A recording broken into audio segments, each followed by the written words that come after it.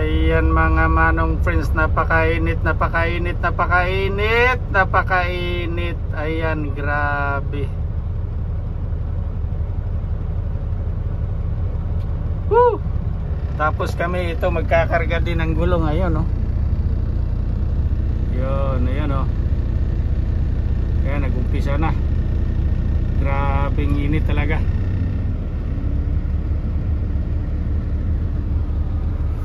Lalo na yan sila, kanina pa nag-umpisa mga yan. Anong oras pa lang ngayon? 10:27. Tinatambakan lang yung dating Poso Negro na lumutang. Yung parang ano siya, submarine.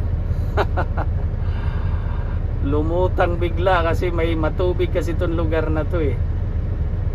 Ang ginawa nila, nilagyan ng maraming jersey sa ilalim. Tapos ngayon, ayan, nung natambakan ng buhangin, nilagyan din ng maraming jersey na yung simento, concrete jersey.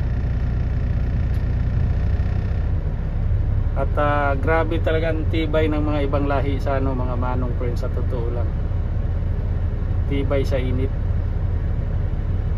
Mga ano yan, Bengali, Bangladesh, India, Pakistan. Grabe lupit ng mga yan sa init. Hindi ko kaya.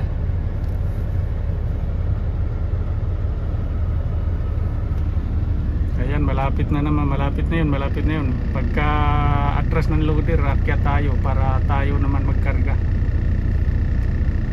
Pumasok muna ako, napakainit kasi nagpalamig muna ako. Galing na ako dun sa taas kanina ng trailer. Naglagay ako na, ayan na, umatras na yung, ayan na, si Bisayang Tagaw, ayan.